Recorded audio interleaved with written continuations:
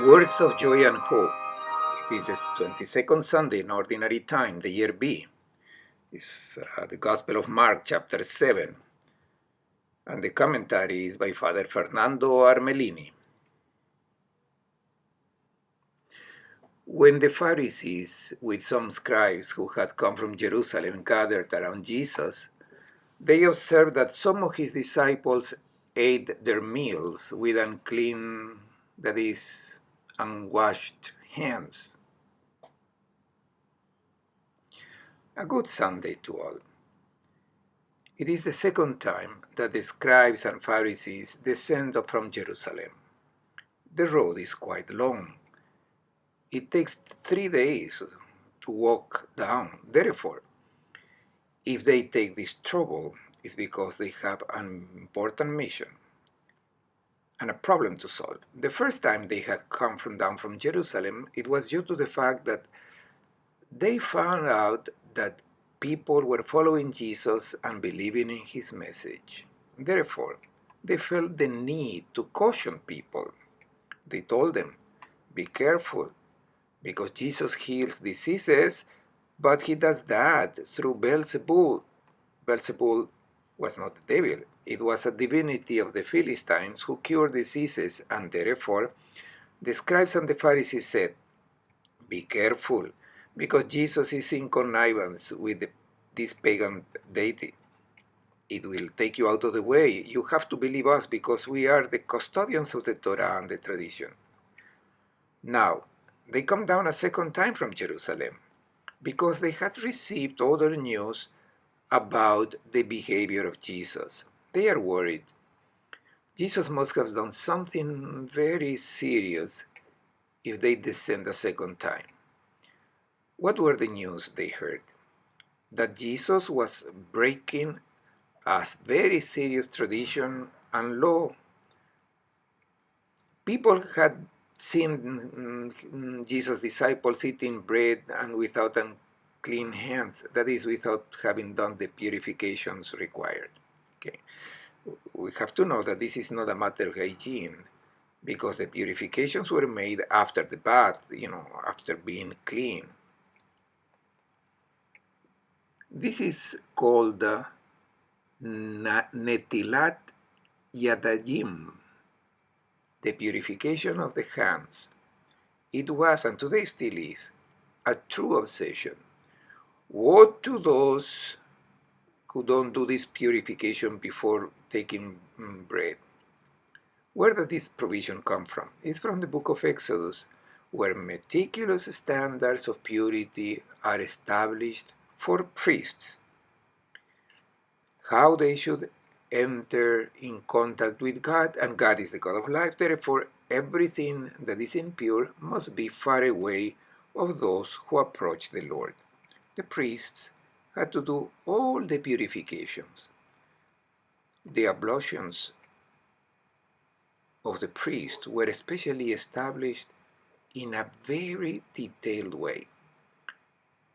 You can see a bronze basin with water.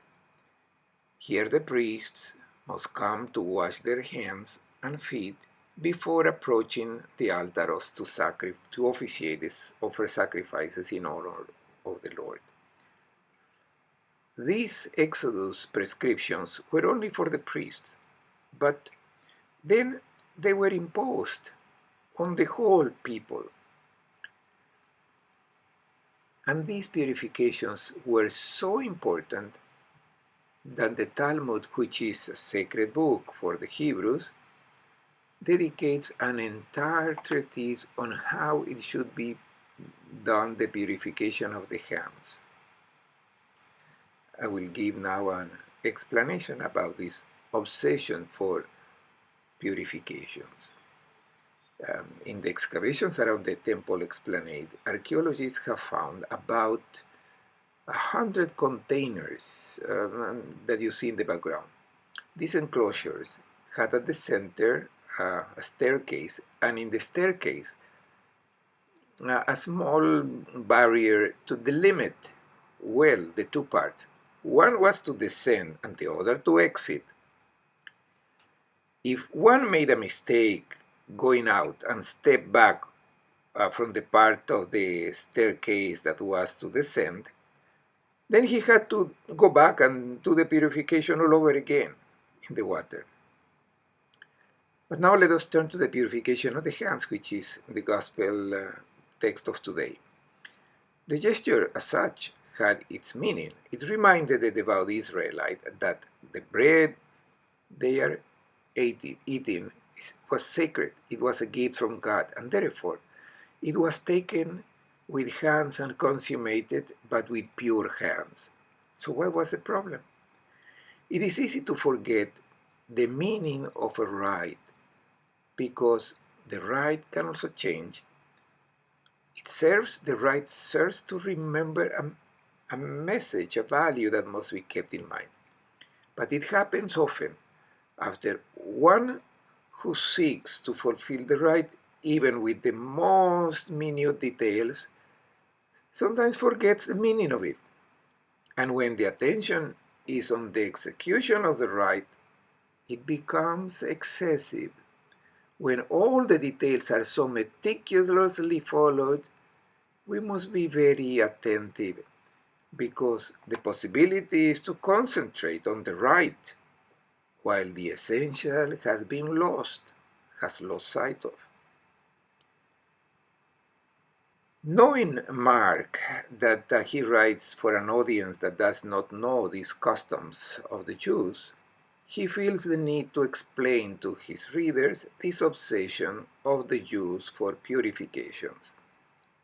Let us hear what it says.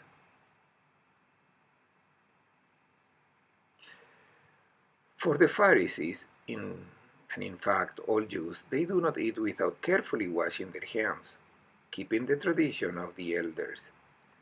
And on coming from the marketplace, they do not eat without purifying themselves.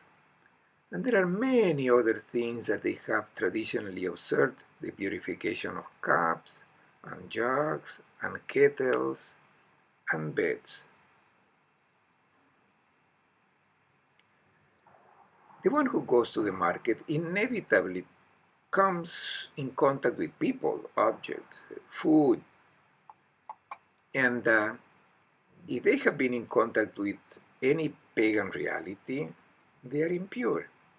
And whoever goes to the market can inadvertently touch a pagan and idolatrous object.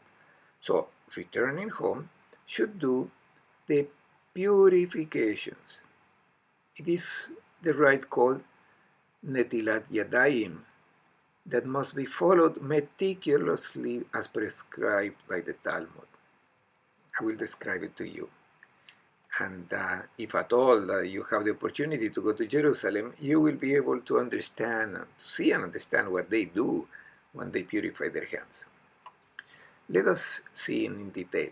The water must be poured on the hands by a person. It cannot be directly from the tap.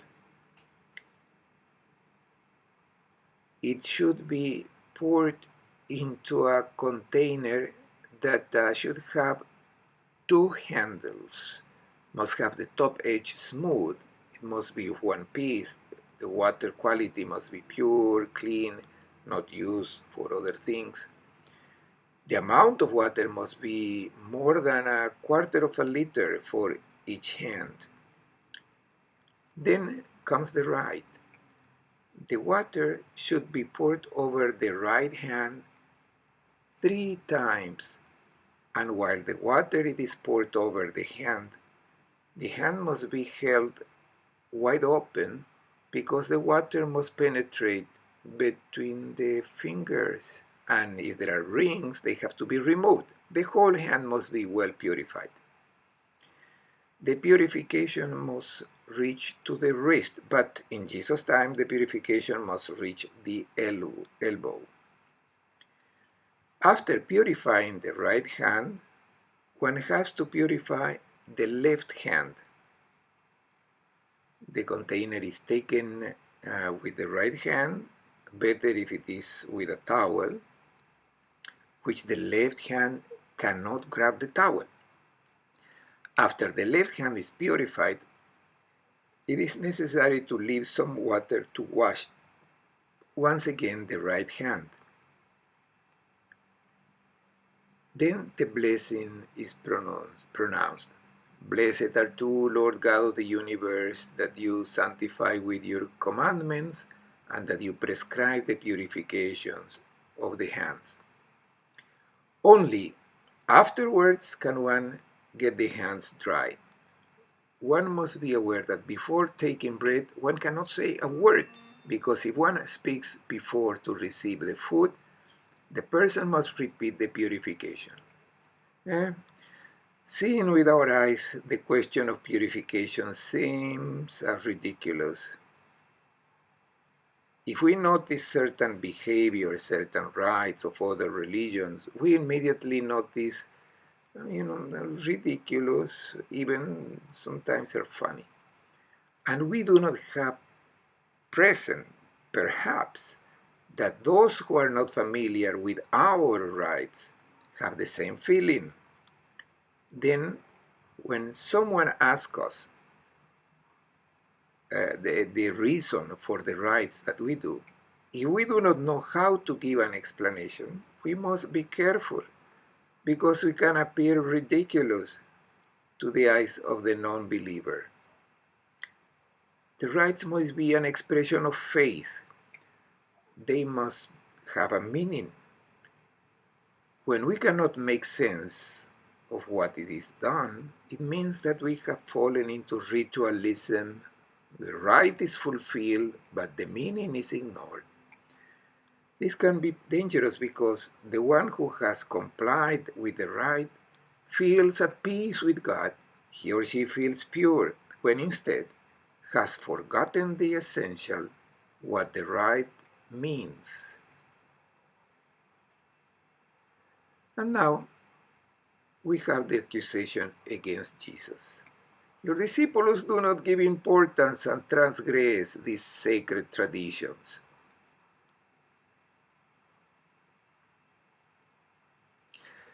So the Pharisees and scribes questioned him, "Why do your disciples not follow the tradition of the elders, but instead eat a meal with unclean hands?" He responded, "Well did Isaiah prophesy about you hypocrites, as it is written, 'This people honors me with their lips, but their hearts are far from me. In vain do they worship me, teaching us doctrines, human precepts.' You disregard God's commandments, but cling to human traditions." I do not know what you have thought while I was describing how it was done and how purification of the hands is done even today among the Israelites. Facing this obsession with the purification, the insistence from the tradition of observing these purifications, the fact that Jesus and his disciples ignored them, provoked the disdain, the indignation of those responsible for the religion of Israel. In fact, they come down from the second time from Jerusalem to put the people on notice. This man is heretical, he is dangerous. What did Jesus understand by pure hands and impure hands? How is it that Jesus does not follow this rite of washing his hands? The hands are a symbol of action. Always in the Bible, the hands are the sign of the works to do, the works we do. We can use our hands to give life or to kill, to be good, to do good, or to do evil. What things make the hands impure? The act of touching an object, of burying a dead person, the touching inadvertently to a pagan, Is there a creature, someone who can make our hands impure? Well, yes, for the Pharisees. The sanctity of the people, in fact, depends on this distancing, on this separation of everything that is pagan. Therefore, it was necessary to purify, wash everything that had touched something considered impure. For Jesus, the hands that are pure and can touch the bread, gift of God, are not the hands washed with water, but the hands that gave food, the hands that gave drink, the hands that have clothed the naked, that have healed the sick, that have raised the fallen. These are the pure hands for Jesus, not the ones that were washed. What purifies is not a rite, but the works made for the people's life. And what makes the hands impure are the works of death. And now Jesus responds to those who have presented him with the objection, why do you transgress the traditions of the ancestors? And here Jesus is really hard. Well has Isaiah prophesied of you, hypocrites. The word hypocrite means actor, a theater actor. It was the time when in Israel people started to build theaters, and they use this word that begins to be used, hypocrites, hypocrite, actor. The actor did not show up with his own face, but always with a mask. Jesus says to them, you are comedians. You are people who want to represent a religious comedy that does not interest God at all. They are worthless. What God expects is something else. God does not want these rites, but wants the heart. And Jerusalem, the temple, was the theater of these comedies for Jesus. They clung to these practices so much that they lacked the essentials. And Jesus repeats the accusations already made by the prophets to these people and quotes Isaiah. Very well, Isaiah has prophesied about you. These people honors me with their lips, but their hearts is far from me. The mind, the thought, their works are not those of God. They gave me a cult that is vain. They teach doctrines that are human precepts and forget the commandments of God. These are people's inventions that do not come from God. The cult that the scribes and Pharisees render to God is useless, says Jesus. It is an empty rite. They are rites disconnected from the heart of what pleases God. The heart that God wants is a heart that takes you to perform pure actions. And now Jesus explains to everyone what makes the person impure. He summoned the crowd again and said to them, hear me, all of you, and understand. Nothing that enters from outside can defile the person, but the things that come out from within that are what defile.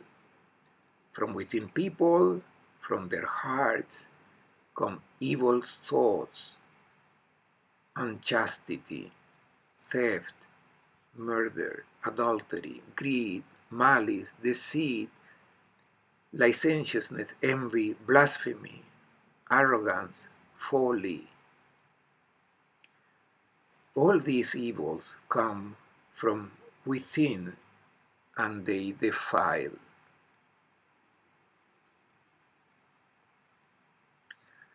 Jesus is really concerned that his disciples cling to the observance of traditions and rites, of human precepts, and risk losing sight of the essentials. What really makes a person impure? Jesus introduces in his speech what he directs not only to the scribes and Pharisees of that time, but to the crowd, that is, to all of us today. And what he's going to say is very important, and that is why he introduces it with this expression: listen to everyone, listen everyone, and understand. Then he explains clearly what makes the person impure. He says impurity does not come from outside. Impurity comes from within, comes from the heart. And he mentions 12 behaviors that make the person impure. And I want to point out immediately that there are none of these 12 behaviors that refer to God. Impurity is born when there are behaviors that harm the life of the brother or sister. Let us see what comes out of the person's heart that contaminates the person. First behavior, the prostitutions. We know very well what prostitution is. It means selling yourself for money. Here it speaks of the plural, prostitutions. These are all the ways to sell one for interest. You can sell yourself to make a career. One can sell, and dignity is also sold, when you make pacts with your conscience to get rich. This is prostitution. You prostitute when something is done to be recognized. It is a prostitution when you kneel to get advantages, to obtain privileges, to obtain the benevolence of a superior. Even when you defame a person to get a promotion. All these are prostitutions. There are many prostitutions when one sells for interest. Even your own dignity can be sold. Second, theft, in plural. Theft is not just taking possession of what is not yours. It is the wrong management of the goods of this world that belong to God. When we accumulate selfishly for ourselves, we commit a robbery.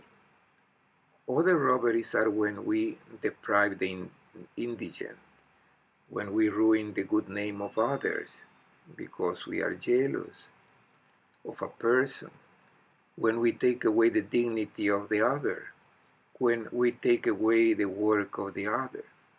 All these are thefts that make you impure. The homicides, in plural. Not only physical killing of a person, but also when you remove something that is life, the joy, the smile, when using the tongue to curse, speaking badly of others. Also with slander, we take from the other the joy of living. We are homicidal. The adulteries, always in plural, they are all forms of infidelity to love. All search for selfish pleasure that suppose the servitude of the other. When the other is used, all these are adulteries, infidelity to love. The greeds, in Greek it is pleonesiai. It means to want to have always more, own more, accumulate more. It is happiness that focuses on having, insatiable greed. For Jesus, joy does not consist on having more, but in loving more, in giving oneself more. Let us recall a text of Jesus that is not in the Gospel, but that fortunately has been preserved by Paul, and it's found in his Miletus speech in the Acts of the Apostles. There is greater joy in giving than in receiving. Greed is the exact opposite. It destroys you as a person because you have the goal of your life to always having more instead of always giving more. This is what makes you a person, what makes you grow is love, the dominion of your life. We know what the children do. They say that everything that they see is theirs. The person that accumulates remains a child. The Son of God who becomes an adult, who grows, is when he becomes by giving their own gifts to the brothers and sisters. On the other hand, the one who accumulates for himself, herself, does not make the child grow, the son or daughter of God who is in him or in her. Malice, porneria in Greek, they are the bad thoughts. Always thinking badly of others, always suspecting, always looking for the bad in the other. How many people that are pious and devout feel this irrepressible need to meddle in the life of others? And then they experience a morbid pleasure in communicating their suspicions, and easily they come to slander. The effects in the life of these rumors in the life of the Christian community are devastating. There are people who look with suspicion the action of others, always observing the evil and hidden intentions. They are the poneriae malice. Then, in the singular, deception, fraud. They are the ones who think in their own interest and are willing to do any deception to obtain the objective that they have in mind, what they wanted. This is cheating. Then, debauchery.